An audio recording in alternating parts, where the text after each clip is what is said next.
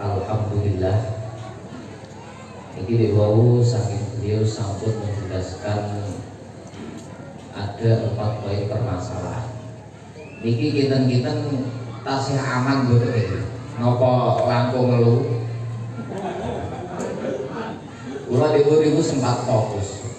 Susu kita gak rokokan ora fokus, itu malah rokok aku. Abet nih.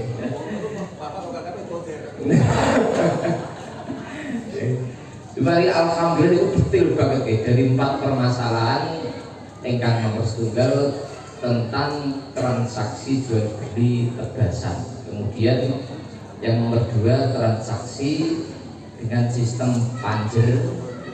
Kemudian menjual ketela secara tegas. Yang terakhir tadi ada akad gaduh. Oke, gaduh. Ini dengan penjelasan yang detail tadi, ini dari para audiens, para hadirin. Mungkin ada yang mau bertanya lebih lanjut dari poin-poin yang telah disampaikan. Monggo saya persilahkan langsung ngatur mawon. Langsung ngatur mawon nggih, monggo baik. Ini kagemit. Ini tolong sebelum menyampaikan pertanyaan mohon diperkenalkan diri, kemudian dari mana, monggo. Assalamualaikum warahmatullahi wabarakatuh. Waalaikumsalam warahmatullahi wabarakatuh. Langsung saja, nama saya Eko Asmoyo, pengurus takmir Masjid Al-Huda Karangori Bogor. Langsung pertanyaan saya tujukan pada narasumber Bapak Kiai saking Aceh. Yang pertama masalah jual beli yang pakai panjer. Ini apakah tidak memerlukan saksi, Pak Yai? Karena kita tidak tahu antara pembeli dan penjual itu mengambil barangnya atau manennya itu pasti ada jeda, tidak langsung diambil atau dipanen. Nah, apabila terjadi sesuatu hal yang tidak diinginkan antara penjual dan pemberi, umpama ada salah satu yang meninggal, apakah ini tidak perlu saksi? Ini yang pertama. Yang kedua, masalah jual beli ya terutama tegasan. Ini biasanya di tempat saya, di lingkungan desa saya, ini biasanya yang paling mencolok itu tegasan buah, Pak. Apakah itu semongko, apakah itu melon. Biasanya itu kalau menjual itu transaksinya di lokasi, di sawah. Kemudian setelah sepakat kejadian harga umpama saja 20 juta, tetapi ada jeda yang agak lama baru dipanen. Setelah dipanen, semongko atau melon tadi ada 1-2 yang jatuh, rontok atau busuk. Nah, ini dijadikan alasan bahwa penjual tadi tidak mau harga yang sudah disepakati. Andai kata 20 juta, ini rata-rata kejadiannya paling 10 sampai 15. Biasanya seperti itu. Nah, ini memang gimana ya, petani itu biasanya kalahan, Pak. Ngalah. Nek adol niku anut sing tuku, tapi nek tuku niku anut sing adol. Biasanya petani seperti itu.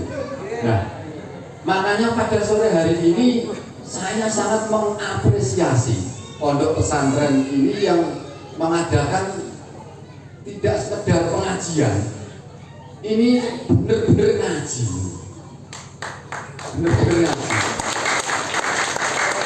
Karena biasanya pengajian umum biasanya pulang itu nggak ada oleh-oleh ya. Oleh-oleh lucu orang mau. Nah, tetapi kalau ini memang pengalaman yang terjadi di lapangan. Nah, terus kejadian tadi untuk semangka dan melon itu biasanya ya mau nggak mau di harga turun Pak, antara 10 sampai 15 dari harga yang sepakati 20. Tetapi petani tetap dikasihkan karena kalau yang butuh diwenehin itu bosok Pak. Bosok. Nah, ini hukumnya bagaimana? Ini Pak. Terus yang terakhir ini masalah agak sedikit melenceng Pak. Ini tambah skripsi 3 masalah. Monggo. Agak sedikit melenceng. Itu masalah pupuk kimia Pak. Kalau dilihat dari bahasanya pertanian itu artinya kegiatan produksi di atas sebidang tanah untuk menghasilkan suatu hasil dari hasil bumi tersebut sepanjang tidak merusak alamnya atau tanahnya tadi. Ini intinya pertanian seperti itu. Sementara sekarang ini tanah sudah menjadi ketergantungan dari pupuk kimia. Padahal kalau dirasakan pupuk kimia itu lama-kelamaan itu merusak tanah. Nah ini bagaimana solusinya? Terima kasih. Assalamualaikum warahmatullahi wabarakatuh. Waalaikumsalam warahmatullahi wabarakatuh. Ini wonten ada 3 pertanyaan ya. Yang pertama gitu niko jual beli sistem pajar tadi. Apakah dalam jual beli sistem pajar tersebut tidak membutuhkan saksi? Karena dari mulai akad pajar tadi sampai nanti eksekusi panen itu ada jeda. Karena dimungkinkan atau ditakutkan ada kemungkinan yang terjadi di antara jeda tersebut, entah itu ada kematian dari salah satu yang berakad atau insiden yang lain. Kemudian yang kedua, pertanyaan kedua yang niko masalah tebasan buah seperti melon atau semangka yang berlaku, bahwa yang sering terjadi di lapangan itu ada pembeli yang sudah akad di tempat atau di sawahnya dengan melihat lahan tadi, kemudian deal-dealan harga, seumpami 20 juta. Namun ternyata ketika sudah panen itu ada praktek pengurangan harga dengan berbagai alasan, salah satunya ada yang rontok atau ada yang rusak. Nah ini petani mau nggak mau mengasihkan, karena kalau nggak dikasihkan muswayai panen malah itu nggak juga untuk duit. Kemudian yang ketiga itu masalah penggunaan pupuk kimia, apakah di situ karena ada kekhawatiran dari Pak Eko ini, apakah itu nanti tidak berpotensi merusak lahan? Apakah itu masih diperbolehkan untuk lanjut nggak ya?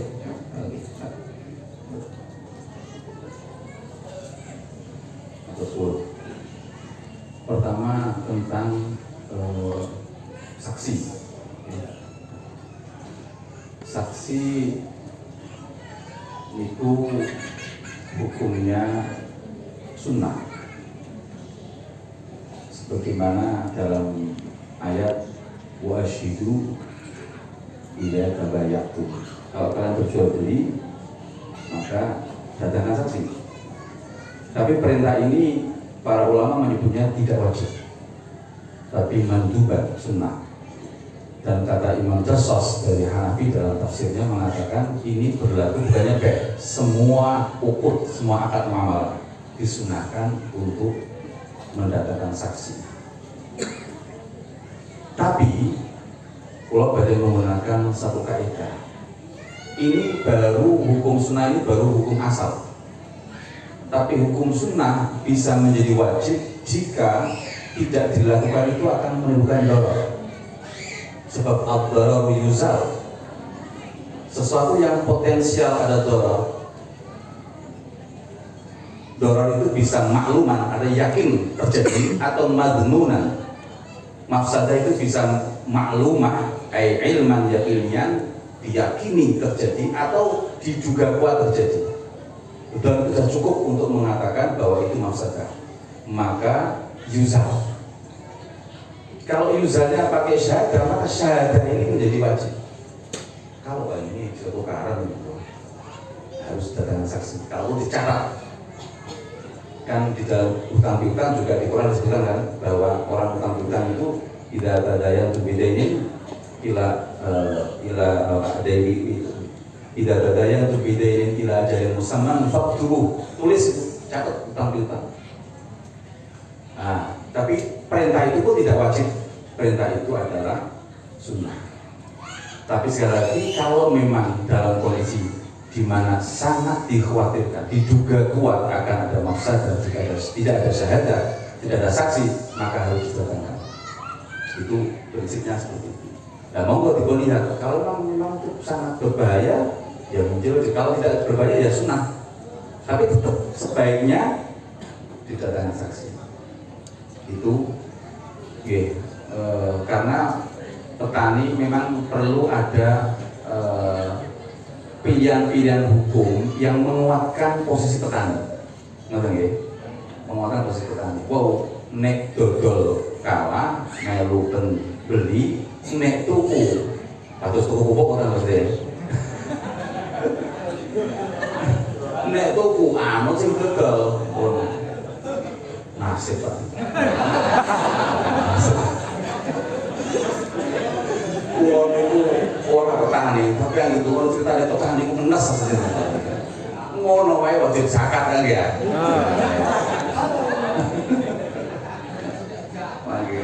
Nggih. Mangke terakhir badhe kula wae anu sing nakal-nakal sithik. Terakhir mau. Dan jadi waktu kula mangke paling masalah tentang zakat petani, tapi betul kula jawab. Pokoknya pandangan ben diundang menang maksudnya.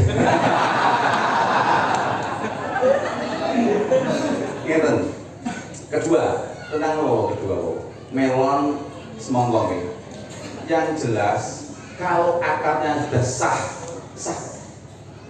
Jenengan pakai konsep yang mana? Kalau konsepnya memang gemblengan, ngimpol kabeh sak bosok-bosok dibawa kabeh. Yang penting sudah butuh usaha. Pepek kabeh kowe, wis nggonmu kabeh iki. Nggih. Nggonmu kabeh. Mun bosok-bosok nggonmu kabeh iki. Kok aku regane medun lho piye ya ora iso ngustu kabeh yo kabehan. Sejak kamu akad ini milikmu. Bahwa kemudian karena sudah butuh usaha, kemudian bahwa ini boleh dibiarkan, nggak harus dipotong, betul masalah. Karena butuh usaha, nggak harus dipanen sekarang, nggak apa-apa. Tapi gunung kabeh iki, petani, jika semongko boten hail niku, mau ditol ada, nggih boten. Bahwa si mustad, bahwa penjual pembeli itu punya hak membiarkan itu sampai panen, boleh. Bosok urusanmu, panen seorang ulantas juga bosok kabeh urusan. Tapi bawa uang harganya berapa, ya berikan. Nek lebih DP tok, yo tetep tanggunganmu. Pokoknya genepi, sah pun.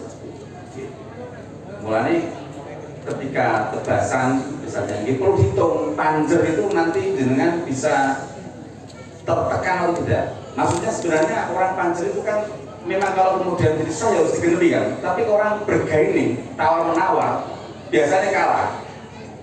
Iki lagi panjer segini batal repot ini. Walau perlu ada pembatasan waktu biar jelas. Sampai tanggal sekian nggak datang tak batal nek wis pada tanggal sebelum sekian atau sebelumnya kamu datang, ya itu sudah menjadi nggak ada pembatasan. Jadi nggak ada gini lagi misalnya panjer kemudian operasi itu kalau sudah ada mudah itu nggak bisa kita misalnya Kalau ada mudah kan itu, nek aku gak teko, ya berarti batal. Dan sebelumnya kok membatalkan masih boleh, karena itu bagi ulama yang membolehkan panjer itu boleh. Nek memang aku gak kepingin tuku boleh. Tapi jenengan kan harus menghitung, jangan sampai waktu ini terlalu lama.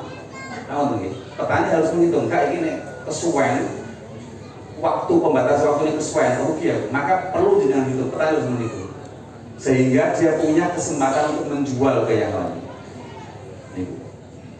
Jadi kalau sudah dijual maka sah sejak saat itu dan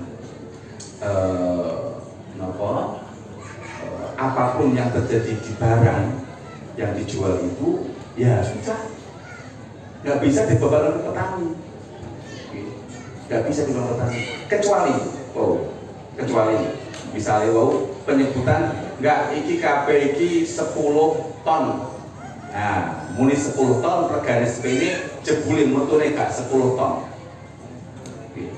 10 ton terus bosok-bosok lho ya. Karena si didol ketika akan ya semua niku 10 ton. Maka nek mamen ono kurang 10 ton baru ada penyesuaian atau khiyar.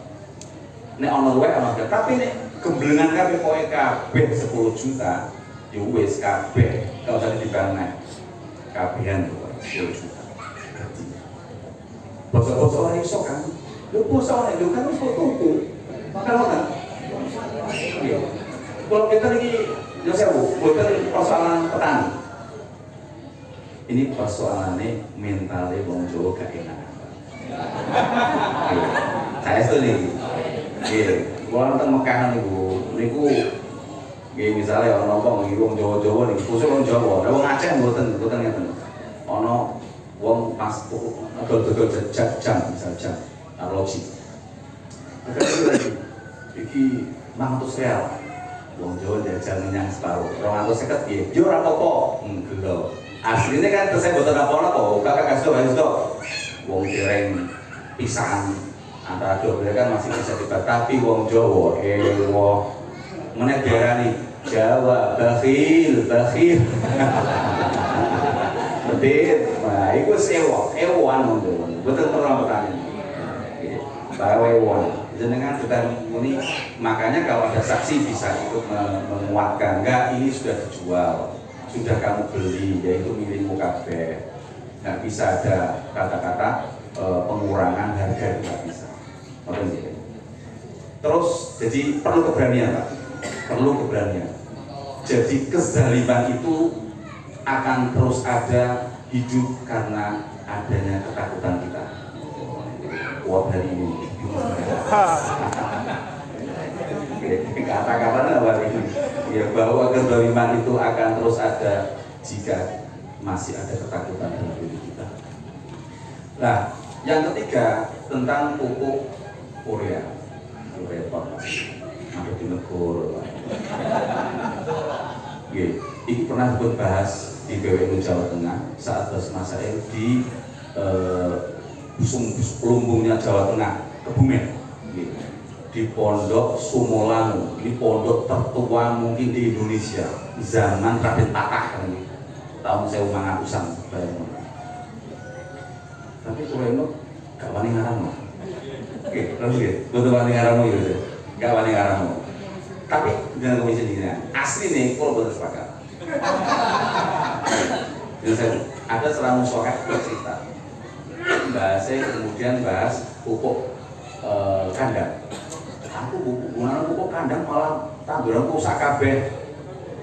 Ini kasuistik karena malah aman pakai nopo kimia. Ini karena kasuistik. Satu kasus beliau karena mungkin timnya nggak memahami penggunaan pupuk itu lalu mengeneralisir, berarti luwih apik pupuk kimia. Di saat itu kalau imut bukan salah, bukan berani mengharamkan orang. Tapi pulau biar penggerak melu derek SPP Serikat Petani Pati mengaktivis memang perlu terus disuarakan, tapi tidak perlu kali bahasa pekino betul. Orang perlu haram betul. Ini kok kata heboh kegaduhannya daripada hasilnya. perlu karena persoalan pupuk niki organik niki itu sebenarnya satu memang kesiapan petani menggunakan itu. Kadang ora kasil sing rugi sing tanggung jawab sapa. Nggih mboten itu. Perlu ada keberanian orang-orang wis Pak, aku sing jamin, aku sing garansi, orang-orang aku sing gateni misalnya. Biasanya butuh bagaimana? Percobaan pupuk baru kimia pun kadang butuh ada jaminan-jaminan seperti itu. Maka gimana ya? Jadi apa yang sudah ada itu perubahannya itu sulit. Nah, daripada mengharamkan itu berbahaya di tanah dan sebagainya itu memang kerusakan yang nyata apapun ya. Tapi yang saya dalam konsep masalah mafsadah, mengharamkan sesuatu bukan hanya sekedar melihat mafsadah, tapi juga melihat apakah ada mafsadah lain yang lebih besar.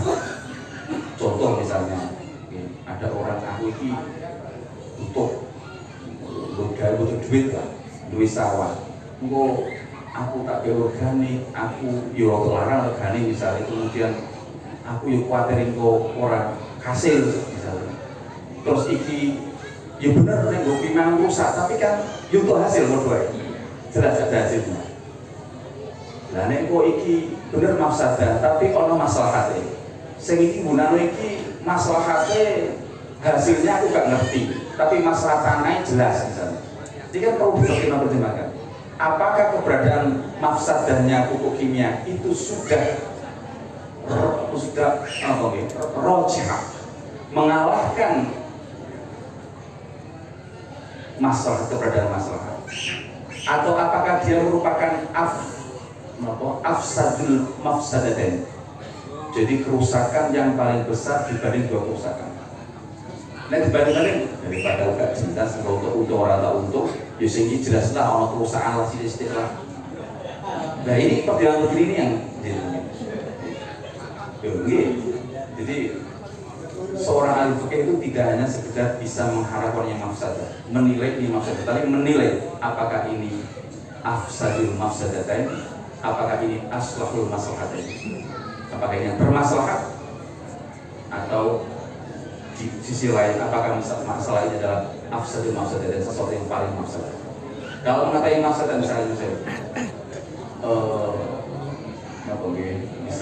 misalnya yang itu cara melukai diri sendiri atau melukai orang lain asal betul masalah. Tapi ini nyuntek, dokter nyuntek yo loro, tapi kan orang masalah ini orang disuntik malah loro nek loro ceklit kalau loro sing luwih parah yaitu penyakit terus menerus tidak sembuh-sembuh, tentu sakit yang terus menerus ini adalah afsadul mafsadatain. Maka masalah sekedar disuntik itu enggak apa-apa. Gimana? Seperti itu. Boleh. Jadi tiga masalah sampul, oke? Wallahu a'lam. Kita bawa alam terakhir. Setelah sini pun, mana boleh? Ini sampai jam 9. Oh, terusnya terserah pulau. Tapi kalau serahnya panitia, terserah panitia. Bos. Apakah yang paling masalah itu?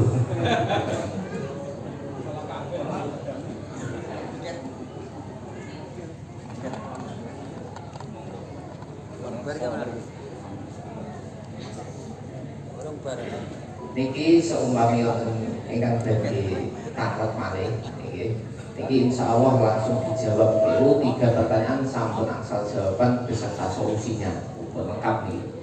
Monggo saking hadirin menawi dadi takut malih. Oke niki niku Bapak monggo. Terima kasih. Assalamualaikum warahmatullahi wabarakatuh. Kami kula Sukaini yang beganjing. Kula badhe pamrih menika babagan jual harga kalih. Jual harga kalih hukumipun gade niku sing pas ubun. Terima kasih. Assalamualaikum warahmatullahi wabarakatuh. Niki nyuwun sewu. Sadèrèng kula jawab salam niki.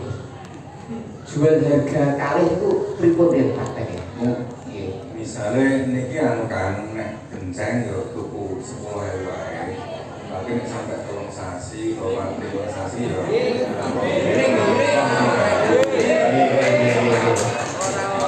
Ngoten ya.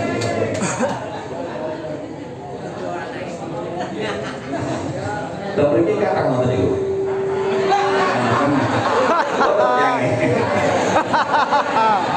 Ngeten.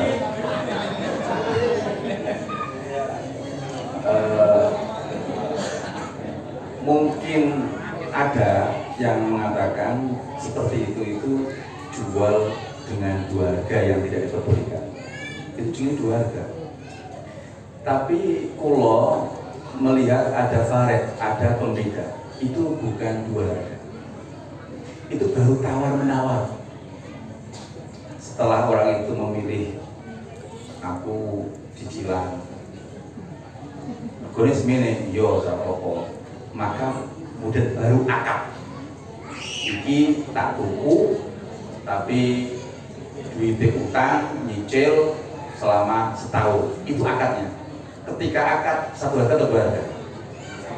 Satu harga. Jadi itu bukan jual beli dua harga. Jual beli dua harga itu pokoknya kita akadikan, ya. Nek kowe kok ngene tunaikan yo semene atau bayar saulan yo semene, nek 10 wulan semene misalnya. Terus kemudian diakati seperti itu. Nah ini dua. Tapi kemudian kalau orang itu memilih salah satu dan itu kemudian yang diakati, itu namanya akad jual belinya satu harga. Nah, terus kalau sudah diakati seperti itu nggak bisa ditarik-tarik ke misalnya kemudian dipindah dengan pilihan yang lain. Menurut saya, yus kok semono. Kalau ada mau perubahan, ya namanya pembatalan akad dan memulai akad baru. Jadi begitu. Tapi sekali lagi bahwa ketika transaksi kok kemudian setelah dipilih lalu transaksi, namanya transaksinya satu. Tentang gade, angin ini gade, disertasi ini Pak.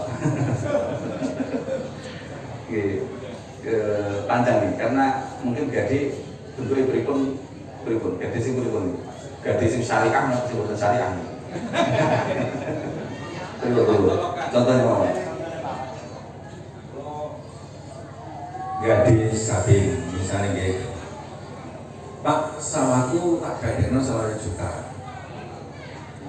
Yo pokoknya garap sak penuhe hasilnya pek dhewe.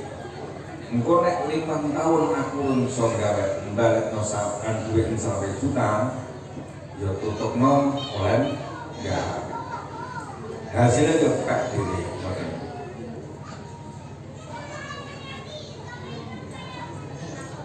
Jadi niki yang utang 10 juta, gadah namine jaminan sabinnya digarap, hasilnya ya juga digarap. Sing bau tambahannya makin mau, nek ora iso bayar terus lanjut terus. Oke, karena intinya bahwa itu masih jadi gading, sawah itu masih jadi jaminan, jadi marhun, bahasa fikih marhun. Ngeten, pertama, kalau dari kaki posisi tadi ngeten, bahwa itu ada dua akad yang digabung. Sebenarnya gade, barang gadian itu hanya untuk bahwa itu jaminan. Itu hanya jaminan. Jaminan kalau sewaktu-waktu nggak bisa dibayar sesuai dengan tenggat waktu yang ditentukan, ajal yang musamma yang disebut dalam akad, maka itu jaminan dijual. Bukan aku bayar loh ya, dijual baru buat bayar. Lah, bagaimana pemanfaatannya? Nih, pemanfaatan itu ini yang saya tahu, misalnya bersekusi. Kalau bahwa itu kan berarti di silehno, kemudian digunakan bagi orang yang ngutangi, itu tidak boleh menyatu dalam akad roh. Kalau itu menjadi syarat bahwa itu adalah menyatu, jadi gade ini yogutu surat dulu kan, iki bahwa tak garap, ini orang itu garap ya orang salah, pokoknya ini memang menyatu, yo pokoknya ini memang yo tak nggo jaminan dan tak jadi mengikat dalam akad gade. Ini namanya tarkibul aqdain, menyusun dua akad jadi satu. Ini yang tahu saya di madzhab Syafi'i tidak, tapi di madzhab Hanafi itu ono ya. Tuh ini ngajar tentang fikih muamalah termasuk perbankan syariah di Stay Al Anwar. Kalau ini di Gofur Maimun, jadi di kudu madzhab barang itu itu tartibul atau al-aqdul murakkab. Nyelehno untuk rohen untuk lah, kenapa digabung menjadi tidak boleh, itu alasannya Hanafi. Selama tidak menyebabkan riba, dua tidak menyebabkan gharar dan doror. Kalau ada doror tidak boleh, kalau ada riba tidak boleh. Lah, niki kita ngeten riba apa?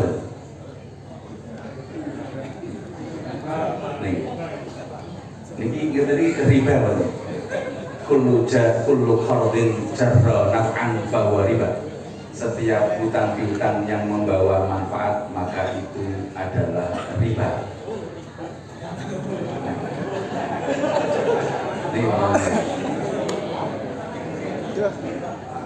Jadi ada manfaat yang diperoleh, tapi lagi-lagi wow,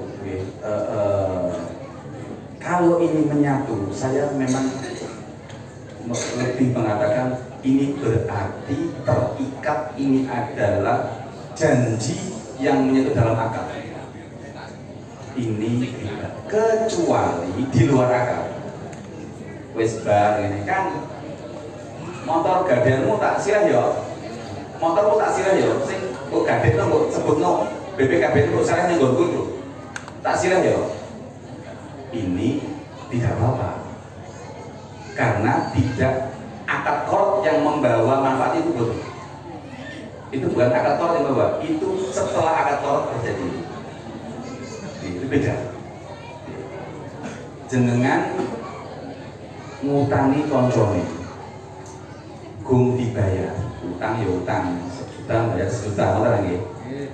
Barang jangan pertang, terus barang ngono dijajak, no dimayor, no ngoten niku manfaat betul. Tapi yang betul karena qard, betul karena akad dulu. Nggih. Itu kenapa-napa? Cara fikih. Ngoten. Cara tasawuf, Imam Abu Hanifah niku pernah ngutangi tiang. Pas Jawa udan-udan, Imam Abu di awe. Iki monggo lho nang ayo tenggen kula mau ahli manfaat. Betul mati. Nek perkara aku ngutangi kowe, mbok tawakno aku kok gawe nang omahmu. Niki wirai tawarukan ya, karena wirai ini Imam Abu Hanifah. Nah, tapi cara fikih tetap boleh. Saudara itu. Dulu levelnya Imam Abu Hanifah nih, kita orang membuat segitu ya. Nah, mulanya ada pandangan bahwa akad murokabah itu boleh, saya harus sampaikan. Tapi saya memilih itu tidak boleh. Solusinya jangan diikat dalam satu akad. Jadi kalau tidak terikat, andai kan yang punya motor, punya tanah, gak gelem, ya apa? Gak mau tak garap diri, hak dia. Bahwa dia kemudian membolehkan juga boleh, tidak membolehkan juga boleh. Niku sementara belum mungkin kembali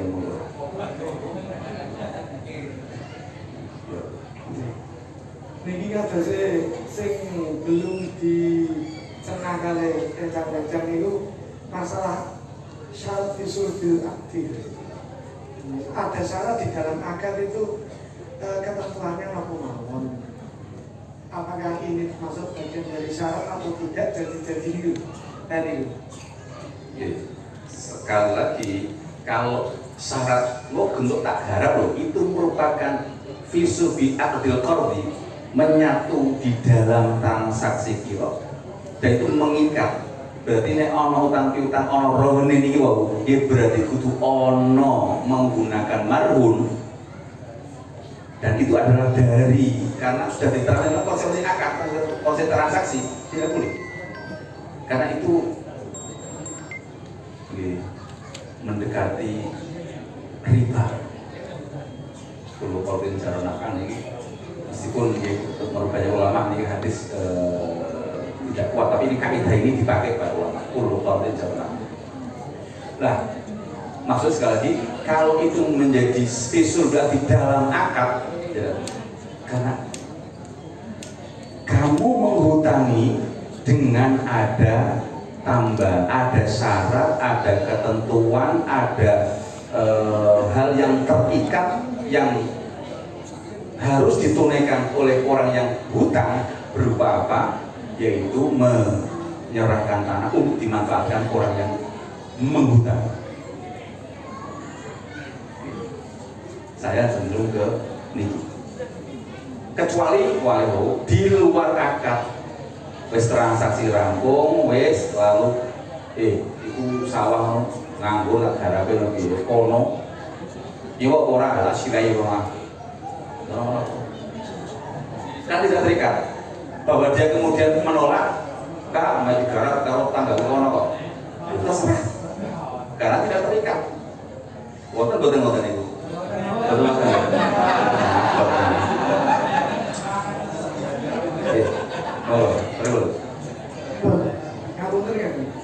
Kadang itu di masyarakat kadang ini cocok betul ini yang pulau cek mawon itu kadang tidak disebutkan, cuma sudah menjadi adat. Kebiasaannya pokoknya ada digede gitu. Apakah itu bisa dikatakan ada muhakaman nopo pripun karena ada kebutuhan al-muslimin al-sulutin. Ngeten. Kalau menggunakan ada muhakamah bahwa apa yang sudah ada itu menjadi hukum, berarti meskipun tidak terucapkan kok tetap dimanfaatkan, ya berarti seperti terucapkan dalam akad. Berarti kalau pakai konsep ini, tapi memang perlu diuji, benarkah bahwa setiap kali orang menggantikan sesuatu itu ada konsekuensi yang terikat? Kalau nggak begitu orang bisa menuntut. Saya itu menghadapi akad itu bisa dituntut kalau nggak dikerjakan. Itu namanya akad. Jadi akad itu bisa dituntut kalau nggak dikerjakan. Loh, harusnya ini kan bisa tak manfaat loh. Loh kan orang ucap mau, itu kan teteh ngono deh. Bisa nggak dituntut? Jadi apakah benar itu ada bahwa apa yang tidak terucap dalam akad, ya, tapi kalau sudah ada seperti terucap, otomatis terucap. Kalau memang demikian, maka itu harus ditegaskan untuk tidak bisa. Maksudnya ini tidak bisa, maka harusnya ini tidak bisa dimanfaatkan. Bukan sekedar mutlak, pokoknya utang-utang ini ono gade, maka karena mutlak, maka syarat yang menjadi adat ini kemudian masuk menjadi akad, sehingga menjadi kalau dimanfaatkan ya tidak boleh. Nah, maka dalam akad harus ditegaskan memang ini tidak bisa, tidak ada kewajiban untuk menyerahkan sawah untuk digarap. Jika kemudian hari kok disileh, mungkin kita nopo. Jadi adat mahkamah itu bahwa apa yang tidak tertulis dalam akad otomatis masuk karena biasanya begitu. Nah itu berbahaya kalau benar-benar ada begitu ya. Karena nanti kalau digunakan, berarti konsekuensi akad ini meskipun tidak terucapkan karena sudah digunakan, maka dalam akad perlu ditegaskan tidak ada kewajiban untuk menyerahkan barang gadian untuk digarap. Ketika kemudian tidak kewajiban ya, bukan berarti tidak boleh. Nanti kemudian disireno ya tidak apa-apa. Ini solusi. Jenengan menyilehno tanah itu digarap itu karena kerelaan hati, minti binafsin anti binafsin, dari kerelaan hati, bukan karena akad. Kalau karena akad maka masuk pada kullu qardin jarona an bahwa nggih.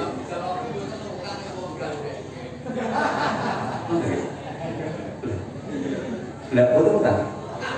Lah betul tak nih? Saya. Beribu. Niki tapi jawab gede itu tapi wonten praktek utangnya apa? Oh, oke berarti sami. Niku sami berarti. Berarti niku ya. Kalau niku ketika mau dimanfaatkan itu harus ada omongan baru lagi, harus ada izin lagi, harus. Oke, jadi Dewa tidak karena konsekuensi akad terus otomatis boleh menggarap yang menghutangnya, tidak makan. Karena jika itu menjadi konsekuensi akad yang karena berlaku sebab adatnya begitu terus digunakan maka termasuk riba, termasuk lukotin jaronafan. Jadi harus ada omongan baru atau izin baru untuk memanfaatkan lahan tersebut.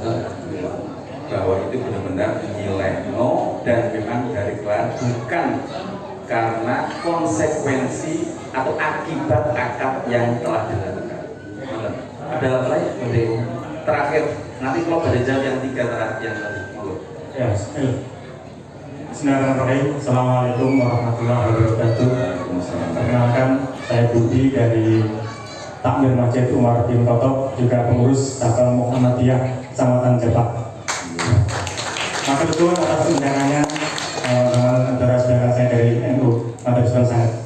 Ini menanggapi masalah hadir. Itu pun yang saya alami saat ini. Saya juga menggadai sebuah sebidang tanah. Itu awalnya memang seseorang menggadaikan tanahnya. Nah itu saya gadai dengan harga yang sudah sepakati. Tapi setelah saya disepakati waktu itu, saya terus mengulang kembali apa yang disampaikan tadi Kiai tadi, mengulang kembali bentuk garapan tadi. Ngaten Mbak, nah memang jenengan betake aton iki, saya paringi atone, tanahnya pripun kan. Ya nek garap ae, kan ngoten nah. Garap ae, ngeten nah jenengan pun garap. Ya terus terangnya ini secara hukum agama yang saya tahu itu haram untuk memanfaatkan barang hadiah tersebut. Ngeten mawon nah jenengan daripada ndoro tak silahe, tak garape, engko tak wae bagi hasilnya Mbak. Kalau ngoten. Jadi yang saya lakukan saat ini ya mungkin sama yang disampaikan dengan Kiai tadi, memanfaatkan bentuknya nyilah. Nah dalam itu piutang sudah akadnya di awal dan untuk garapan tanahnya saya akad ulang untuk nyilah tapi sistem bagi hasil. Jadi sampai sekarang begitu. Dan selanjutnya yang saya tanyakan ini Kiai, untuk masalah tanah yang saya garap tadi itu apakah perhitungan zakatnya? Begitu ya. Terima kasih. Assalamualaikum warahmatullahi wabarakatuh.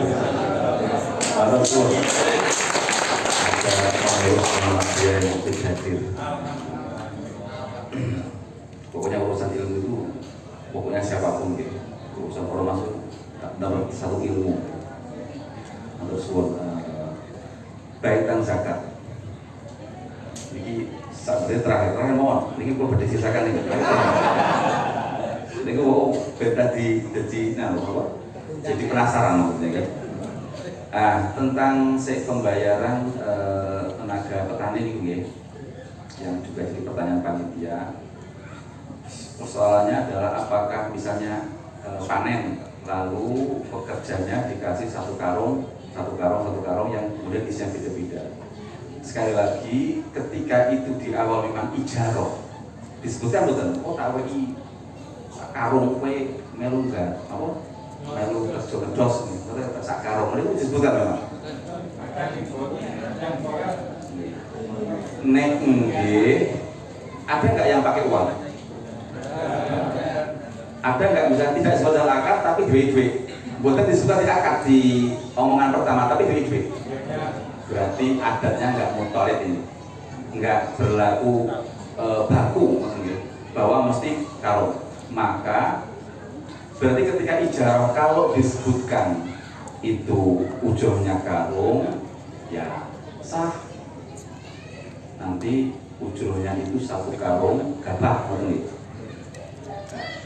Itu sah. Karung satu dengan yang lain berbeda-beda, berarti misalnya, yo gak apa-apa, kan tak karung, sudah maklum tak karung itu sudah maklum, sudah ujung maklumah.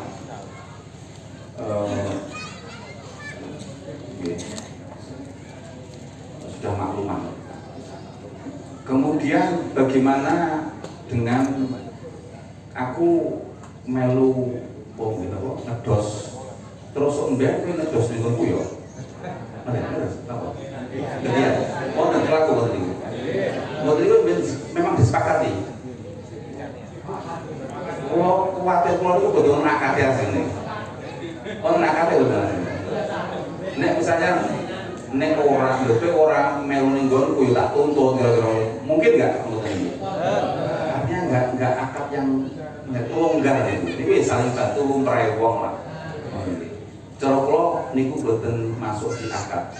Kecuali memang dari awal memang akadnya tak sewa kan. Bayare engko yo aku kerja ning nggonmu melu. Lah niku asal itu ijarah dengan bayar manfaat asal. Dalam madzhab Syafi'i misalnya aku nyewa kos-kosan musikal kan setahun. Tak bayar, kowe iso ngekos ning nggon kos-kosanku 2 tahun. Niku asal.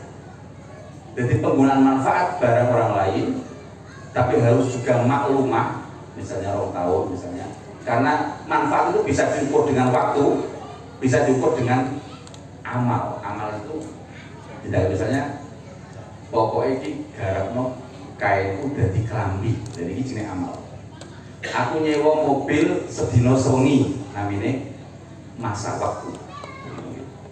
Nah, jadi ijarah atau menyewa seseorang dibayar dengan manfaat saya yang akan bekerja untuknya niku ansar. Sekali lagi kalau itu ijarah. Kalau tidak ijarah, tidak ada akadnya ya pripun umpami misalnya aku pas loro ya jadi tuntut. Loh, berarti kayak orang bayar ujroku. Loh, aku loro, aku lunga. Apa ada itu kan duit itu nih kira-kira kan bukan nggak tahu sih bukan zakat atau tahu sih enggak. Terakhir masalah zakat ini saya terus aman terus jamal pulau tangkep nisabnya beras ini kita 800 gitu 800 pulau itu ngecek pulau kan Pak yang saya nisab zakat NU online bukan Muhammad yang online nisab zakat nisab beras NU online dengan zakat ngapo install NU online, insya Allah lengkap.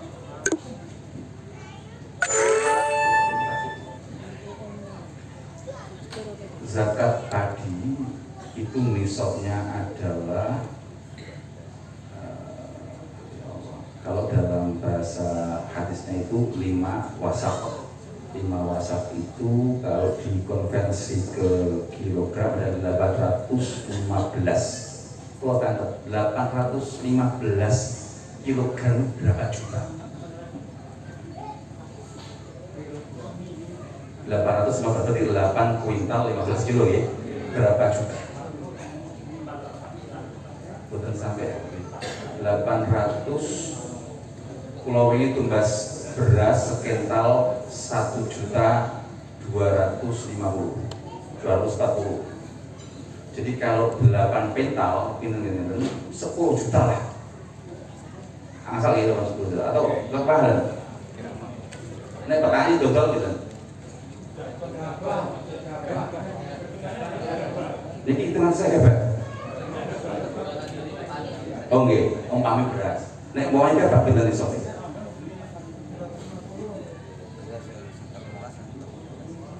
Mestine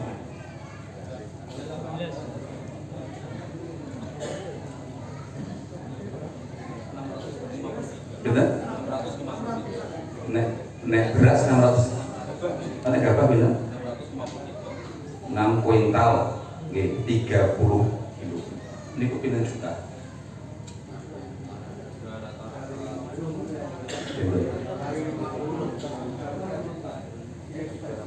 Pinten lagi? 4 juta, 5 juta? 5 juta lah. 5 juta itu sugih.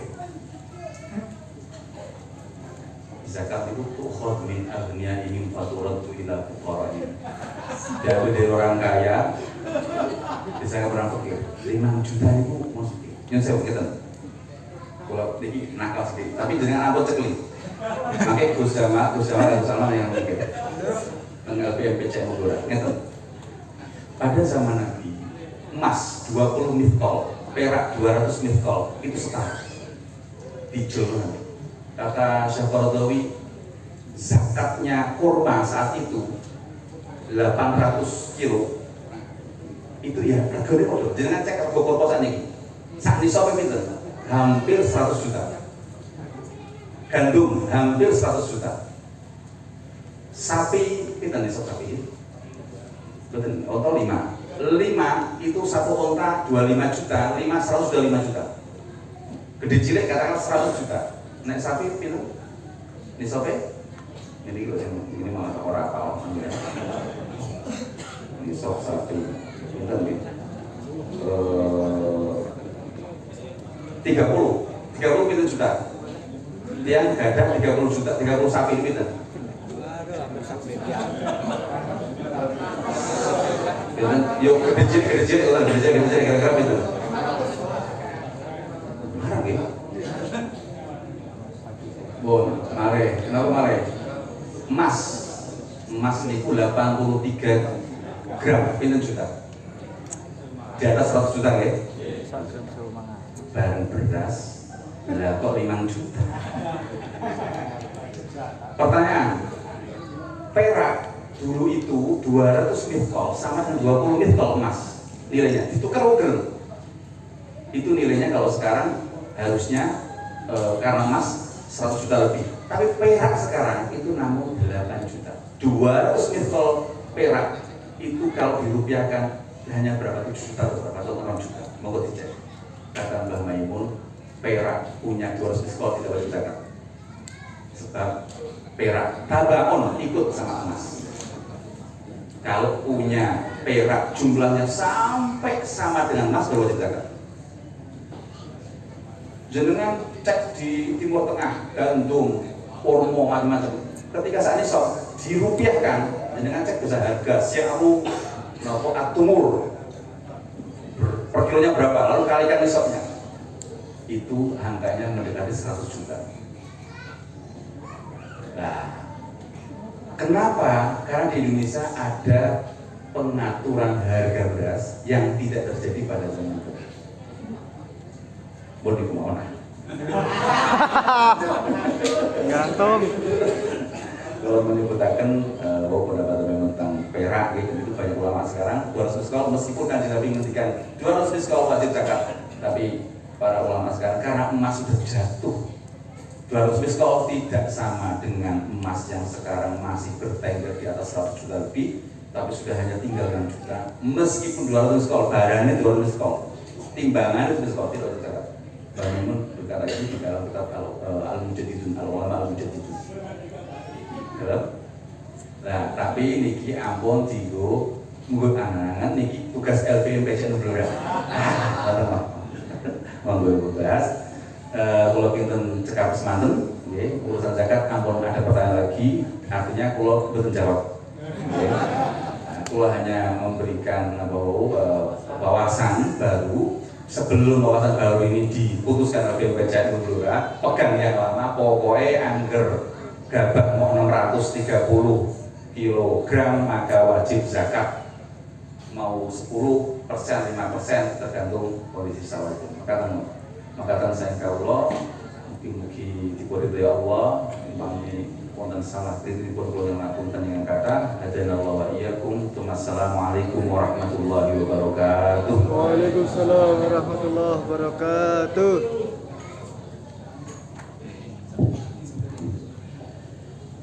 Waalaikumsalam warahmatullahi wabarakatuh. Alhamdulillah, ya. Penjelasan penyampaian materi sudah gamblang, kemudian tadi kita dengan tanya jawab juga sudah terjawab dengan memuaskan, dengan catatan ada PR untuk LBM PCNU Blora masalah dilema zakat beras. Buatan ya. Terus intinya jenengan nagih ini ketua ini berhubung saking panitia memang waktunya terbatas, itu nggih dibatasi mawon. Enjing-enjing ben seumpami diundang malih rawuh malih. Ngoten nggih. Ya alhamdulillah forum sudah terlaksana dengan lancar. Semoga apa yang sudah kita laksanakan dari mulai dari tadi siang bisa membawa kemanfaatan barokah untuk kita semua di dunia akhirah. Sebelum saya mengakhiri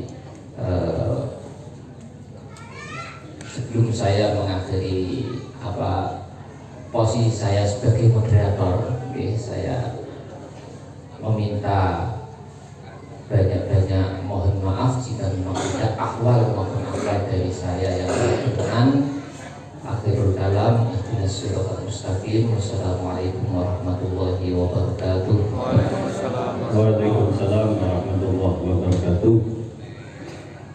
Hadirin hadirat ingkang kula hormati, mekaten acara seminar dan ngaji pada sore hari ini banyak solusi yang sudah dihasilkan dari acara pada sore hari ini. Tetapi juga banyak mungkin dari para hadirin mau tanya, tapi karena terbatasnya waktu tidak bisa menyampaikan. Harapannya mungkin nanti dari pihak lain, baik itu mungkin dari tablet masjid mana atau dari MBC misalnya, mengadakan acara-acara yang seperti ini, sehingga banyak pertanyaan dan problem yang ada di umat itu bisa dijawab. Selanjutnya ada permintaan dari panitia sebelum nanti acara ini ditutup, dimohon untuk tidak bubar dulu karena dari panitia menyediakan dahar. Yang terakhir mungkin nanti setelah acara ditutup ada sesi foto bersama. Dan dari kami sebagai pembawa acara mohon maaf apabila ada kekurangan. Artinya mari kita tutup acara pada sore hari ini dengan bacaan hamdalah bersama. Alhamdulillahirabbil alamin. Akhirul kalam wallahu muwaffiq ila aqwamit thoriq. Wassalamualaikum warahmatullahi wabarakatuh. Waalaikumsalam. Oke, monggo ini sesi foto bersama. Posisinya ngapunten ingkang Romo Yai sama yang di panggung menghadap, nanti peserta duduk di depan, fotonya dari sana. Peserta duduk di depan menghadap ke timur. Ngoten nggih? Nggih, monggo.